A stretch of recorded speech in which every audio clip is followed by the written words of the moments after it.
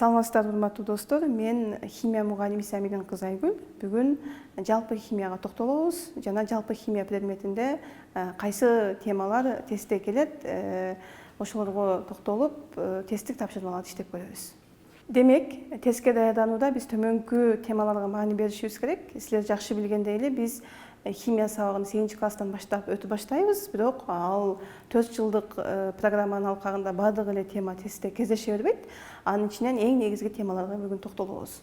Демек, жалпы химияда биз эң эле биринчи физикалык жана химиялык кубулуштар боюнча сөз кылабыз. Андан кийин таза заттар жана аралашмаларды кантип бөлүп алабыз, аларга кандай ыкмаларды колдонобуз, ошолор боюнча токтолобуз. Андан кийин заттын түзүлүш бирдиктери атом, молекула, ион, химиядагы стеохиометриялык мыйзамдар, заттын саны, биз баса белгилеп айтып кетүүчү нерсе бир гана ушул темада биз көбүрөөк маселе иштеп кетебиз. Андан кийинки биздин темабыз бул химиялык элемент, жөнөкөй жана татаал заттар. Жөнөкөй жана татаал заттардын химиялык формулалары, ал эми кошулмалардын графикалык формулалары болуп эсептелинет. Ушул жерде баса белгилеп кетүүчү нерсе биздин химия предметинде баардык эле заттардын формуласы берилбейт, анын жөн гана аталышы берилет. Мисалы үчүн бизге туз кислотасынын формуласы же болбосо туз кислотасы натрий элементи менен реакцияга кирип деген гана текст келет.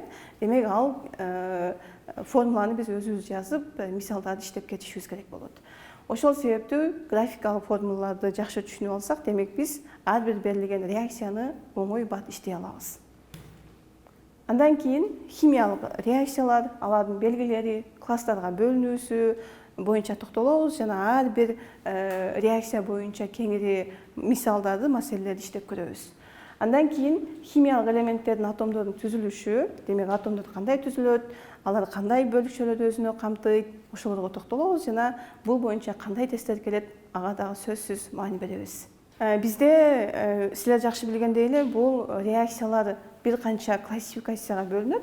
Анын арасында ошол кайталанып жүргөн химиялык реакциялар бар. Демек, реакция кайсы учурда кайталанат, жана алардын жылуулук бөлүнүп чыгуу эффектиси кандай болот, жылуулук бөлүнүп чыккан реакциялар кандай болот, жылуулук бөлүп чыгарбаган реакциялар кандай болот. Демек, биз ушул теманын алкагында сөз кылабыз.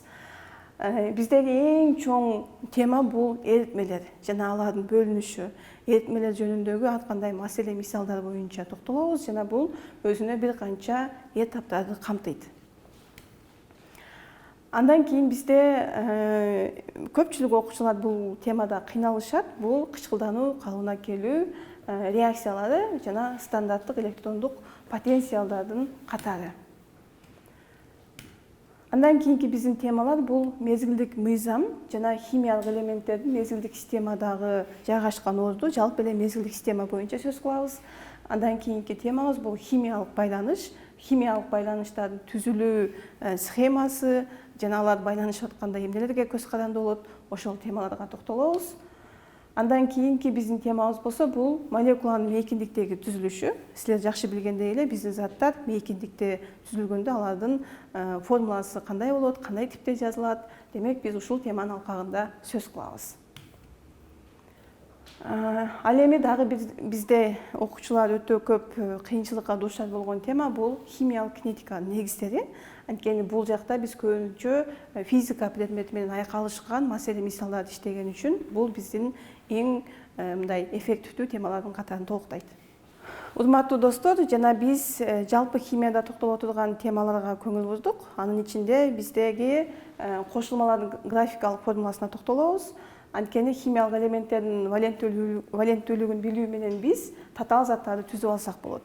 Демек, татаал заттар бул жакта силер билгендей эле жалпы абалында кездешет, ошону менен эле катар графикалык түзүлүшкө ээ болуп дагы берилет. Бизде химияда заттарды берип жатканда жана сөз кылгандай эле жалпы формуласын берип коюшу мүмкүн, же болбосо графикалык түзүлүштөгү формуласын берип коюшу мүмкүн. Бирок экөөсү тең туура вариант болуп эсептелинет. Ошол себептүү бул жакта эмне үчүн мындай байланыш түзүлүп калды, эмне үчүн биз алюминийди жазып атканда сөзсүз бул жагына бир байланышты, ал эми бул жагына кош байланышты коебуз, ошого токтолобуз.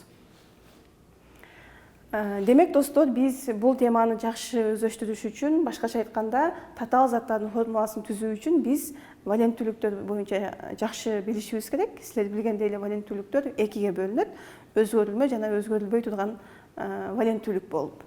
Демек биз татаал заттардын формуласын түзүп жатканда көп эсе биз өзгөрүлмө валенттүүлүктөргө токтолобуз. Бул жакта өзүңөр көрүп тургандай эле ар бир заттын жалпы формуласы берилген, аны менен эле катар ошол графикалык формуласы берилген. Бизде көбүнчө тестке киргенде эки форматтагы заттарды бериши мүмкүн, бирок анын ичинде көп эсе бизде жалпы формуласы менен келет. Бирок айрым заттарыбыздын графикалык формуласы менен келгендиги үчүн ушуга токтолуп көрөлү. Эмне үчүн кычкыл текти биз жазып, анан ортосуна кош байланышты коюп атабыз? Анткени силер жакшы билгендей эле кычкыл тек бул дайыма эки валенттүүлүктү көрсөтөт. Бир гана пероксид водород менен болгон бирикмесинде H2O2 болот дагы бул. Демек, пероксид водород менен болгон бирикмесинде H2O2 болот дагы ушул жакта гана кычкыл тектин дайыма кычкылдануу даража саны өзгөрүүгө ээ болуп атат. Ал эми кычкыл тек демек өз алдынча турганда ал эки валенттүүлүктү көрсөтүп атат. Ошон үчүн ортосуна эки байланышты коюп, эки валенттүүлүктү билдиртип жазып атабыз. Андан кийин бизде дагы маани берүүчү нерсе мынакей суунун формуласы эң көп тестте келет жана эң көп биз ушул формулаларды колдонобуз. Бизге тестте келгенде суунун графикалык формуласын түп берип коет. Ал эми буларды кантип берет? Бизге бергенде, мисалы үчүн x кылат дагы, ал эми байланышты берип, демек кычкыл текти x кылып берсе, суу текти белгисиз тамга кылып y кылып берип коюшу мүмкүн. Y кылып берип коюшу мүмкүн. Демек бизде түшүнүк пайда болуш керек. Бир гана биздин суунун графикалык формуласы ушундай абалда түзүлөт. Эмне үчүн дегенде, бул жакта кычкыл тектин атому бирөө, ал эми суу тектин атому экөө болгондугу үчүн ушинтип y-тан экөөнү, x-тан бирөөнү берип атат. Андан кийин бизде өзгөрүлмө валенттүүлүктөрдүн дагы бирөөсү бул хлордун валенттүүлүгү болуп эсептелинет. Хлордун бул жакта силер жакшы билгендей 7 валенттүүлүк оксидине токтолуп атабыз. Бул жакта карагыла эми мынакей. Биз жалпы эсептеп чыксак, бул жактагы байланыштардын баарын эсептеп чыксак, демек хлор 7 валенттүүлүккө ээ болоруна ынанабыз. Эмне үчүн дегенде, бул жакта эки кош байланыш бар, ал эми бул жакта жалгыз байланыш бар. Демек 2, 4, 6 муну менен 7 болуп, хлор эмне болуп атат? 7 валенттүүлүктү өзүнө камтып атат. Ал эми кычкыл тек жана айткандай эле туруктуу эки валенттүүлүккө ээ болгондугу үчүн бул эмне? 2 валенттүүлүктү өзүнө камтып атат. Аны менен катар бизде органикалык эмес заттар 4кө бөлүнөт: оксид, кислота, негиз жана туз болуп. Ал эми бул жакта көп эсе бизге туздар жана кислоталардын дагы графикалык формуласы көбүрөөк колдонулат. Ошол үчүн эки затка токтолуп көрөйлү. Бул жакта эң көп бизде келген күкүрт кислотасы. Күкүрт кислотасын силер билгендей эле концентрациясы жогору кислота болгондугу үчүн бул туз кислотасы жана күкүрт кислотасы бизде эң көп келүүчү заттардын катарын толуктайт.